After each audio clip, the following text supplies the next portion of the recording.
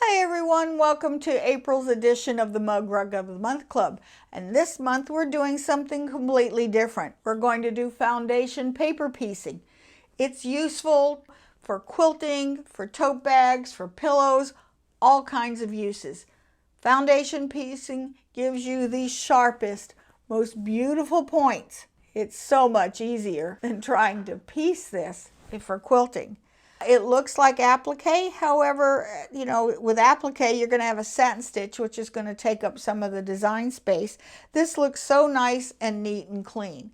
But regular foundation paper piecing involves a sewing machine, and if you get it wrong you have to rip it out, and then it tears the paper and can be downright frustrating.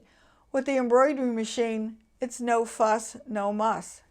Even if you make a mistake, it's easy to remove. So this design is available in both the 4x4, which is good for a coaster. This is the 5x5, which makes a good mug rug. Or you can use a 6x6, and then you can actually put a loop on it and turn it into a pot holder. If you would like a copy of this design, send me an email request at waltzquilt@yahoo.com. Or if you'd like to become a member of our Mug Rug of the Month Club, then send me an email again at waltzquilt@yahoo.com, and I'll be happy to add you to the list so you get each monthly design automatically. Okay, let's get started. Okay, for this month's mug rug, we're going to need your 4x4, 5x7, or 6x10 hoop, and that needs to be hooped with, I'm just using a tearaway stabilizer. You can use any stabilizer that you like. You need a piece of batting at least big enough to fit in your hoop. And so this one, this is a great project for scraps. For the background fabric, this whole thing is going to be made out of scraps. I just have a little remnant piece of a light blue for the background. And these are all going to be my foundation pieces. Okay, you need a yellow for the tulip, or any other, you do red tulips, whatever you like. You need like a dark golden yellow for the center of the tulip. And then I've got two color greens for the leaves, and these are all scraps. So you just, here's another piece of the yellow.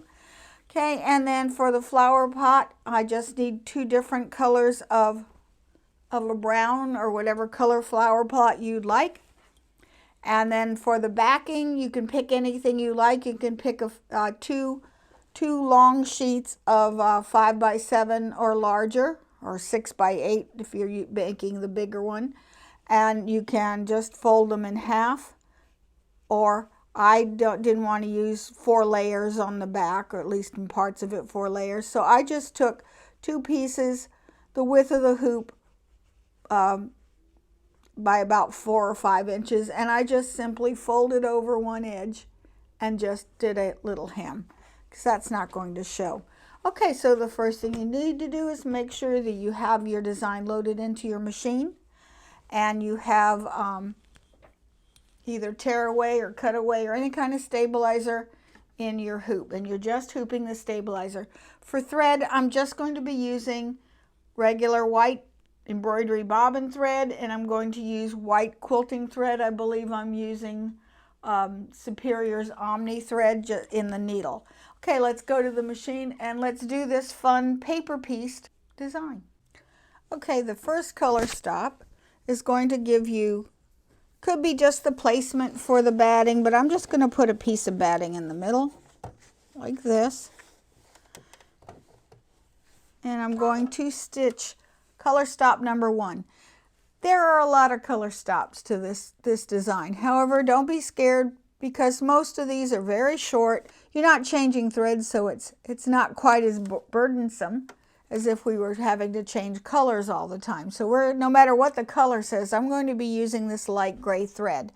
And this is light gray quilting thread. I like to use white because then the color of the thread won't shadow through on the light pieces of fabric.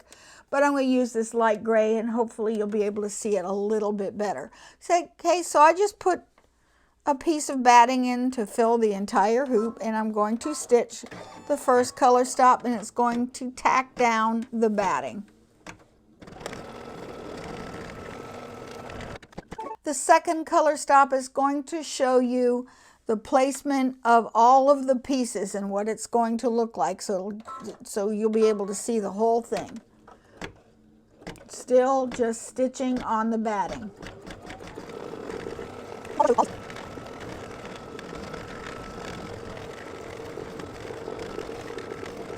And now you've got a general idea of what the piece is going to look like. At this point is where you can go ahead and trim away all of the batting from around the just around the exterior. I like to trim this now because that reduces the bulk in the seam. Okay, color stop is number 3 is going to show you where the pieces are going to go. So anyway, it's this is piece number 1. Piece number 1 is the center of the flower, or of the tulip. So I'm going to cover this by leaving at least 1/8 to 1/4 of an inch on the outside, and I'm going to just stitch down number 3, which is going to tack down that yellow.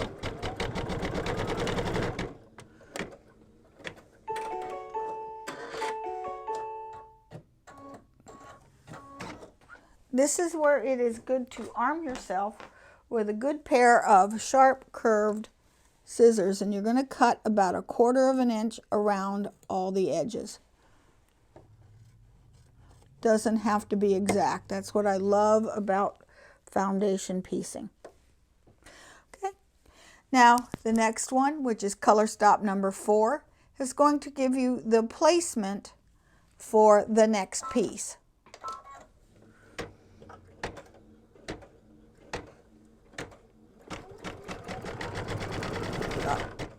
Take that back.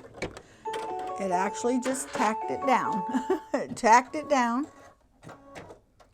Okay, and now I'm going to, number 5 is going to show you the placement for the next piece. It's going to do this piece, okay? So now that is going to be part of the sky. So I'm just going to take a little strip of the background fabric. Okay, and it's going to stitch from here, between here and here. So I'm going to put this right sides down so that it's where you cut that 1/4 of an inch. I want to cut this so that it will cover it, and then do color stop number 6. And here it is going to stitch the seam.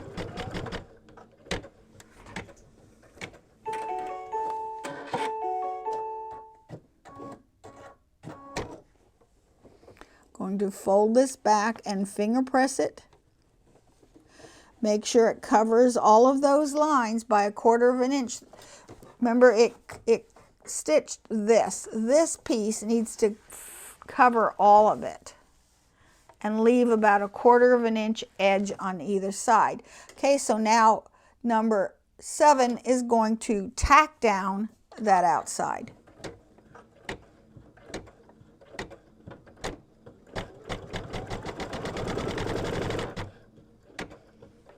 Okay.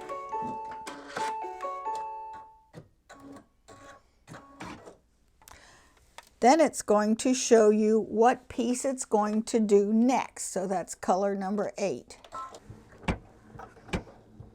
It's going to come up around here, so don't, whoop, it's almost, this is just showing you where it goes, so it folded it over a little bit.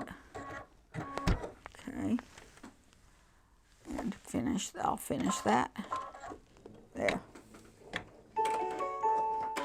Okay. If you want, you don't have to straighten that up. It's going to be covered anyway, but if it bothers you, cut that to an even 1/4 of an inch. But I know this is where it's going to stitch next, and I need for this to cover all of the pieces. If you're not sure, sort of fold it over by about 1/4 of an inch and see, is that going to cover everything? Yeah, it's covering all the lines, so then we're good. Okay, and now I'm going to stitch the seam between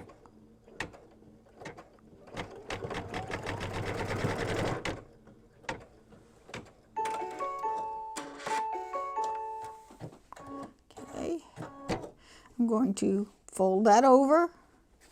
If you like, you can finger press it open and hold it down and do stitch number 10, which is going to seal down it's just like an applique. You have a placement, a seam, or tack down, and now here is the tack down, so we're good. I'm not going to bother trimming that yet. I'll do it later. Okay, so here's the next piece it's going to do, which I think is going to be, well, let's see what it's going to show us which piece it is. This is color stop number 11. I don't want it to flip open, so I'm just going to hold it while it's holding the button in. And it's showing you where it's going, what piece it's going to do next. I don't want it to catch. There we go. Didn't catch. Okay, it's going to do the other yellow. Let me get a piece. Now we're doing the flower. Okay, so I believe it will work this way. So if you're not sure, again, if you're not sure, fold over the edge that you're going to sew on by 1/4 of an inch and see if it fits. So you could do this. Go, oh yeah, that more than covers it. So I can just hold it and sew.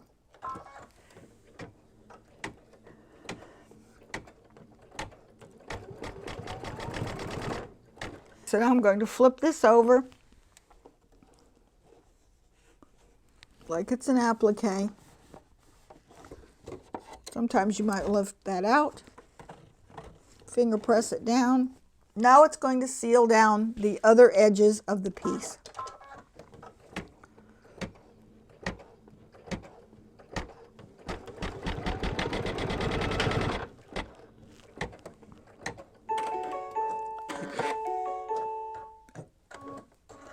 I have a little excess here, so now I'll get my scissors. I'll just cut some of this excess off here and down here.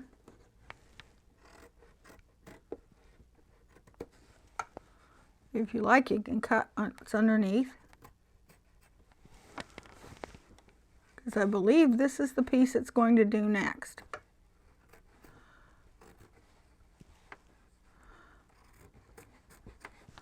Just cut some of these little bits out. Okay. Color stop number 14 is going to show you the color stop for this piece. So it's going to show you what piece we're putting in. And you can always look at your chart and see what piece is that.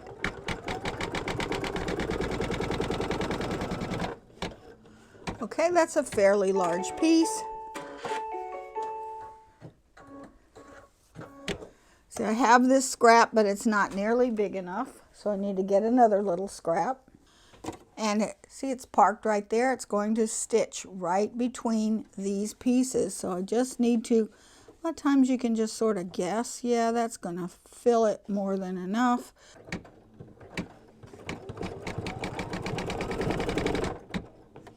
Okay. Let's see if this fits. Like I said, especially when you've got angles, it can get tricky. Covers everything. That is very good. So number 16 is going to tack down the other side of that petal, of the tulip petal.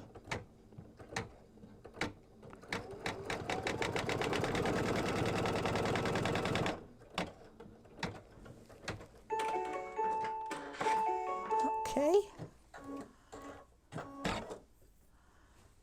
And now I'm going to trim 1/4 of an inch away from those two lines that it just sewed, leaving another 1/4 of an inch. And here's another one right here. Doesn't have to be exact. As long as you leave a good fat eighth, you're fine. So number 17 is going to show me what piece it's going to do.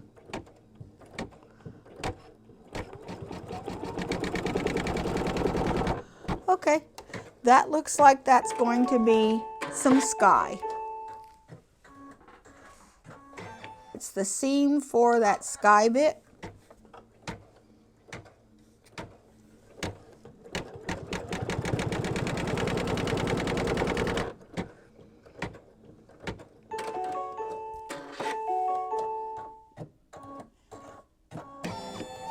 Fold it over, crease it good.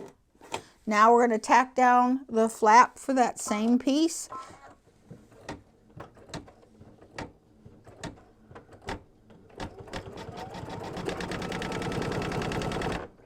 Okay, everything's good and covered.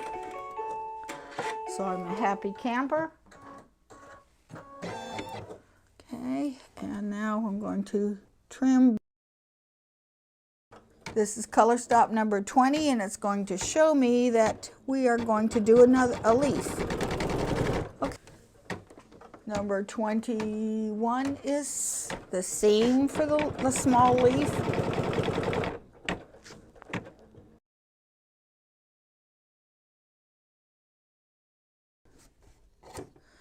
Okay, it's going to seal in the two ends.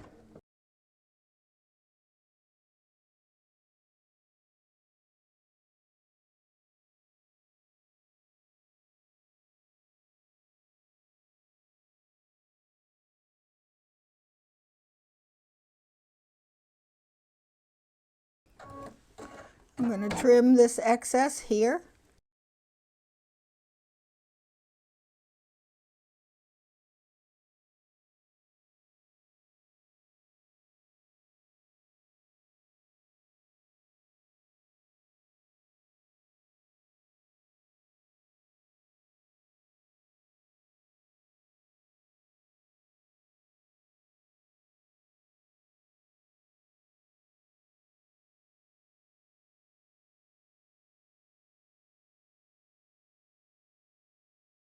Okay, I've got a little bit of extra bulk here, so I'm going to cut a lot of this away. Even cut that way down.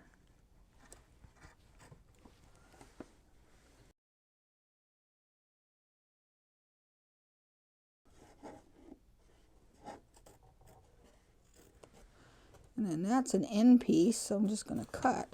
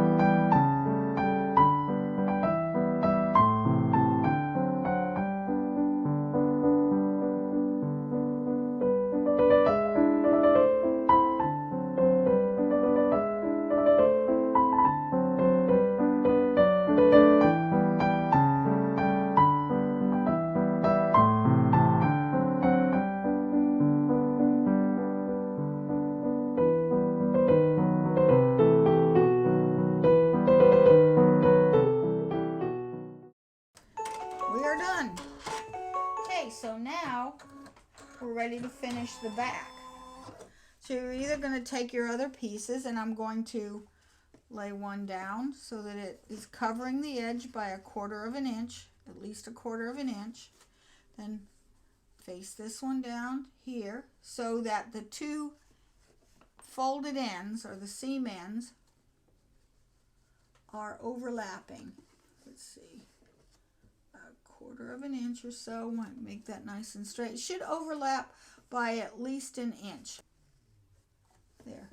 Okay. And now you can tape these ends down, or just use the walking trick. Okay, so I'm going to just let it stitch. See which way we're going.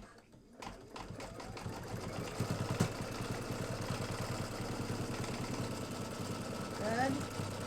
If we're not sure, you stop and you walk it over. Okay, that means holding in the button. Okay, here we go. Let that go. And then approaches this, I'm going to walk it over. Stop and walk it over. Okay, there we go.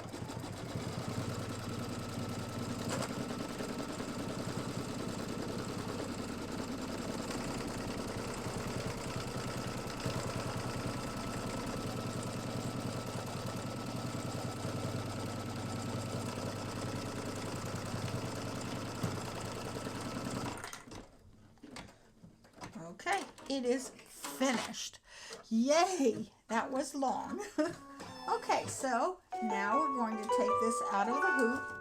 Okay, and now I'm going to remove the stabilizer. If you use the no-show mesh, you don't have to remove it. You can just leave it.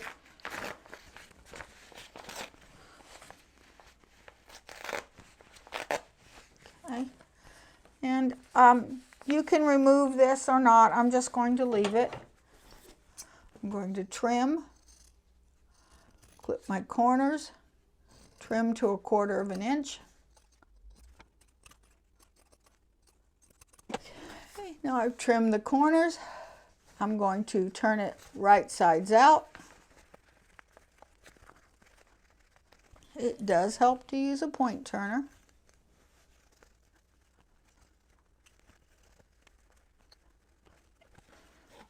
Okay, and now I'm going to give it a good press. You can seal this with either a piece of fusible web, or you can hand stitch it, or you can just leave it. It's also a pocket you could put a napkin in. I'm going to use a little bit of steam just to make it nice and flat. Okay, all done. It turned out really cute, and look at those sharp points. There is nothing like foundation paper piecing in order to give you really sharp points that look absolutely marvelous. Okay, so I hope you enjoyed this. If you would like a copy of this embroidery design, and I've got it in all 3 sizes, 4x4, 5x5, and 6x6.